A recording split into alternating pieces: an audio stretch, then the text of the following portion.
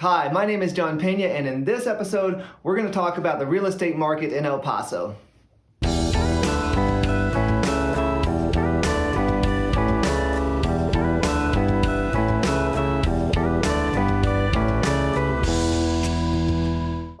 Hi, my name is John Peña. I'm a real estate agent here in El Paso, Texas with eXp Realty, and this station is, this channel is all about all things eat, sleep, work, play, El Paso, Texas. If that's the kind of information that you're interested in, or you know other people that might be interested in that type of information, please consider sharing these videos with your friends, your family, anybody you know that might be interested in the content.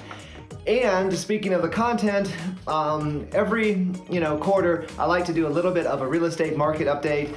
And in this one, I've always put up the data and the numbers. In this one, I'm just gonna kind of tell you how it is right now in the spring of 2021, especially from the perspective of buyers, but this obviously has ramifications for sellers. And if you're a seller, man, you've got it good right now. So if you're a buyer, it is rough out there. So right now, it is the end of April 2021. And if you've watched this channel, you know, because I've said it all the time, seller's market, low inventory, high demand, right? So why are there so many buyers? Here's a little bit of information. This comes from the Mortgage Bankers Association.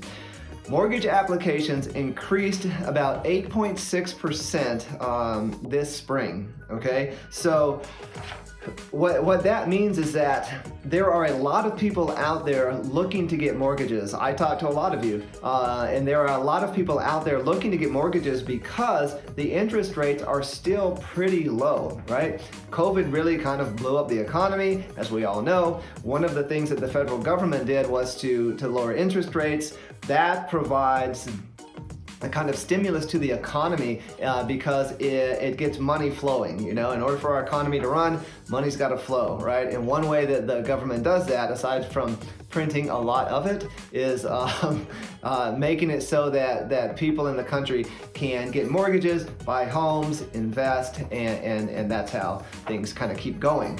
That's great. It's not so great though when there isn't enough homes out there for people to buy. And that's why we're seeing kind of the craziness in the market that we're seeing. It could be said that we are in an inventory crisis, right? When there isn't enough supply, you know, we find ourselves in a crazy situation and crazy things start to happen, and that's what we're going to talk a little bit about. Now, El Paso is not on the level of crazy. We're still pretty low on the crazy rating scale. We're not like other places, say Dallas, Fort Worth, right? Austin, because these places, I'm reading articles all the time and talking to other agents in these cities. We're hearing stories of people paying, you know, well over asking price, $100,000, $200,000, even more over asking price. Waiving appraisals. Appraisals are those things that third-party lenders come in and they tell the banks the home is worth this, right? These cash buyers are coming in and they don't need an appraisal because they're not using a bank, and so they're just waiving the appraisal, and you know they're paying way more for an asset that actually isn't worth it, right? So, you know, for what it's worth, it's crazy, right? That's pretty high on the crazy index. El Paso, not so much, but I wanted to speak specifically to a little bit of what it really actually is like. Real quick, if you're a buyer, I just want to give you some love, because buyer's fatigue is a thing, okay? Trust me, I've seen it. I've worked with some clients who are the best people in the world, many of them military, right? We want, in our country, we want our military to be able to afford homes. We want them to have the best that this country has to offer. If these folks are going to put their lives on the line for us, you know, it makes sense that we treat them well and we give them an opportunity to own a home, right? I've worked with a number of different buyers. One in particular comes to mind. This gentleman, recently had a child, so he has a baby with his wife. They're trying to, they're coming to Fort Bliss. They're trying to buy a home. This individual put in over 10 offers on homes, and he wasn't like lowballing people. He was going in at asking price, right? He never got a home. He ended up having to rent, right? So that's buyer's fatigue. Buyer's fatigue is when you get your heart set on a house, right? And you put in an offer and your offer gets rejected, right? Nobody likes rejection, right? That's not an easy thing for humans to deal with. So what do? You go back, you find another home you like, you put in an offer, it gets rejected. Try that over 10 times and tell me how you feel.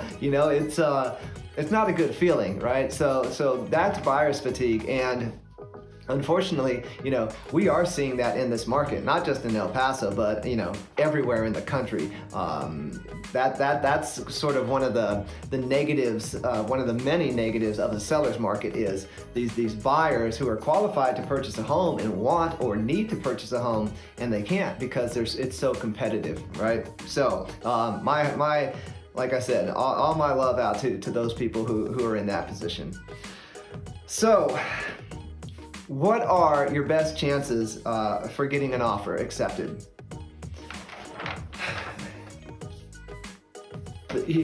Right now, here's what's happening in El Paso, at least. Let's use the example of a home that, say, is for sale for $200,000. I use that number because it's a nice round number, but it also happens to be a very common, or the average kind of price point for homes here in El Paso. So this is also, if it's the most common, there's the most competition there. So on a $200,000 home that comes up for sale, here's what's happening, in my humble opinion and in my experience. Trust me, I'm working with a lot of these folks. There's going to be, if it's a decent home in a decent area, and there are plenty of those, here's what's going to happen. There are going to be 10 to 20 offers on this home. A couple jokers, 2, 3, 4 jokers are going to come in and they're going to lowball the seller. When the listing agent presents all the offers to the seller, right, typically what happens is the listing agent will put the home on the market, they'll wait a week, they'll get all these offers in, and then they'll sit down with the seller, they'll have all these offers, and they'll present the offers. A couple of jokers are going to come in and they're going to lowball the seller. Those offers are not even going to be looked at, all right? They're going to see that it's lower and they're just going to put those to the side. The majority of the offers are going to come in right around the asking price. So let's just say they're going to come in at asking. They're going to offer $200,000 for the home, right? Now, that's great, but here's the trick. There's going to be a handful of buyers who are going to come in and they are going to offer anywhere from, I'd say, $2,000 to $10,000 more than the asking price, okay? So what are the sellers gonna do? All those offers that came in at asking price, they're gonna push those to the side, right? And now they're only gonna look at the offers that are over asking. So maybe you listed your home for $200,000 and now you've got a couple of offers, one person's coming in at 207, maybe somebody's coming in at 210, right? And so, of course, these higher offers are going to take the cake. Now, how do they decide from there? Let's say they have, let's make this fun. Let's say they have 3 offers for $210,000. These are the offers they're looking at. Now, let's say one of those offers is a VA or an FHA loan, but let's go with VA because we have a lot of VA loans. On a VA loan, you don't have to put any money down. So that's great for the buyer, right? For the gentleman or lady that's in the military, that's great. Here's the trick. When the appraiser comes, and the appraiser is gonna come, the VA is gonna hire an appraiser and he's gonna come in. If the appraiser comes in and he says, you know what, this home is only worth $200,000, but my VA buyer offered $210,000, the VA is not going to give that buyer a loan for $210,000 when it's been determined that the home is only worth $200,000. So there's a couple of options.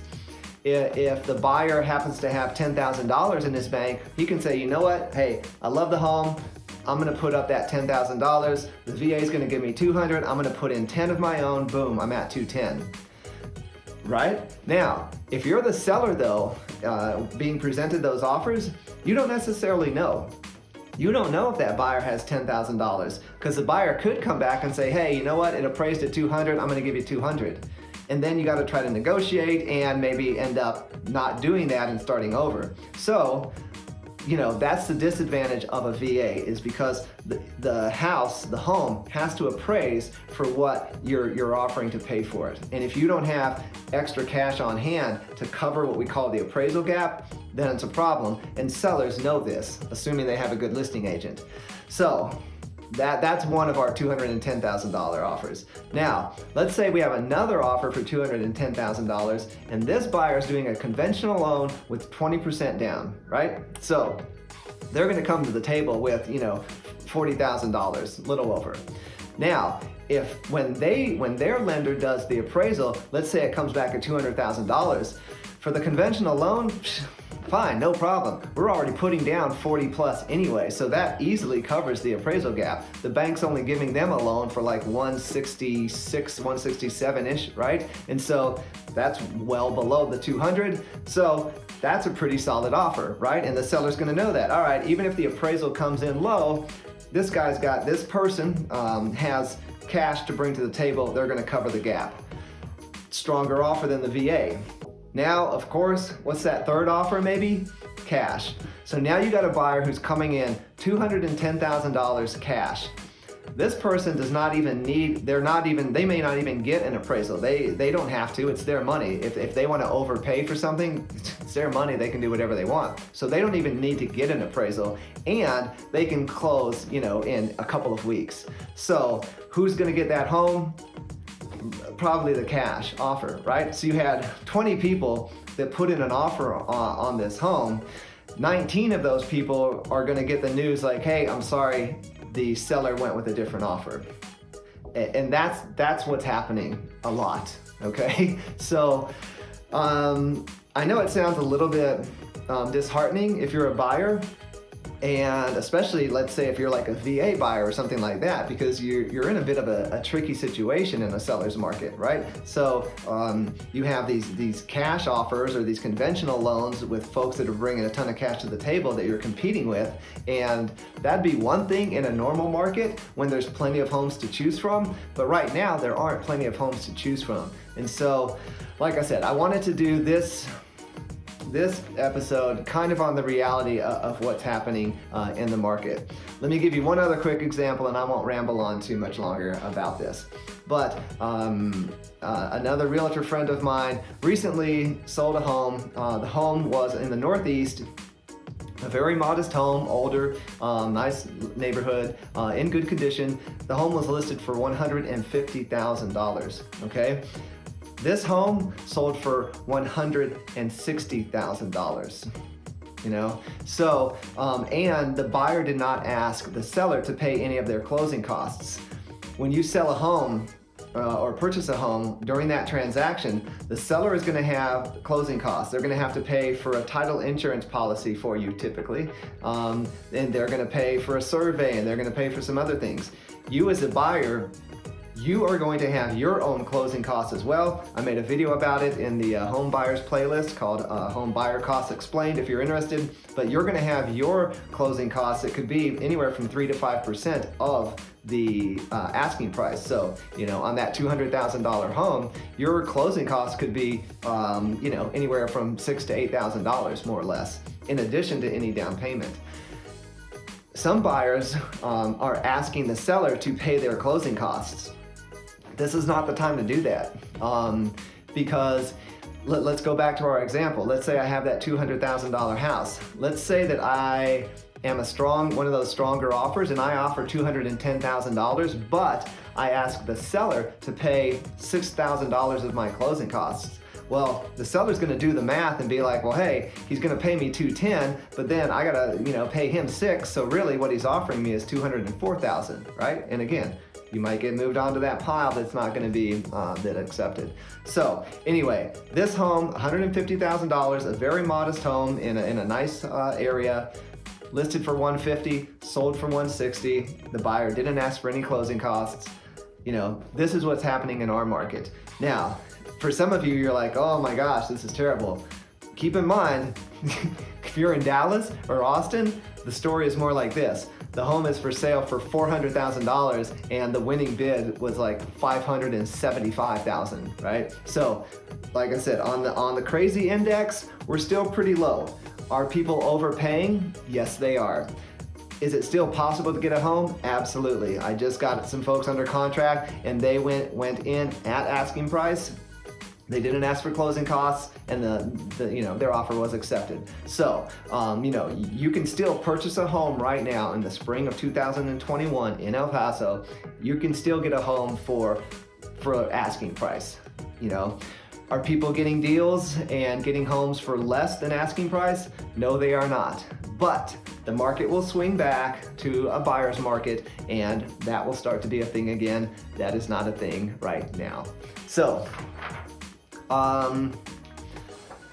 that's really it. A couple other little things that another agent told me that I didn't know. When you're trying to maybe get an offer accepted, if you're a buyer, what are some other maybe little things you can do? This I did know. You don't ask for a residential home warranty, even though it's like maybe $500 to $800. Still, the seller's paying for it, so you could not ask for it, right? But normally, the seller will pay for a title insurance policy for the buyer.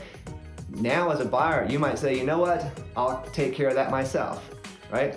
Same thing with a survey. Normally, a seller will pay for a survey to be done for the home. As a buyer, you can say, you know what, hey, I got the survey, right? So there are some little things that you can do to try to make your offers a little bit more appealing to sellers. But,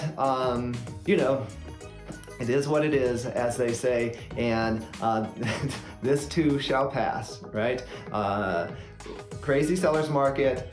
Hopefully things balance out and we return to some type of normalcy, and everything works out well.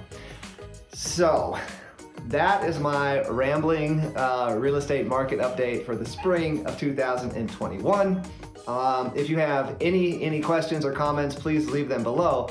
What would be even better is I cannot help but notice that the Chico's Tacos video was pretty popular, and if that's something that people want to see, kind of more kind of local El Paso shops, restaurants, businesses, it has always been my intention to focus and spotlight on El Paso businesses. But if you have some places that you think I ought to go and check out, by all means, please reach out to me. And I should put this, I'm gonna have to put this in another video because most people have probably tuned out on this one, but this is a weird request, but I'll make it anyway. In Hispanic culture, when a young woman turns 15, it's a big deal, right? It's called a quinceañera. Yes, I'm mispronouncing that, I'm sure. I would love for one of you out there to invite me to a quinceañera, because I would love to do an episode and show people kind of what that tradition is all about. And obviously, you need to be very good with being like on camera and like this going out to the world, because it'll be a public thing, and your faces and you talking and all that will be on there. But if that's something that appeals to you, by all means, please reach out to me and invite me to a quinceañera so that I can come and experience that and show other people what that's like. If there's any other types of activities out there that I'm not aware of that you want to invite me to, I am available, okay? So thank you so much. I appreciate all of you. And if there's any way that I can provide you more value, reach out to me by email or by phone. Thank you so much. Have a great week.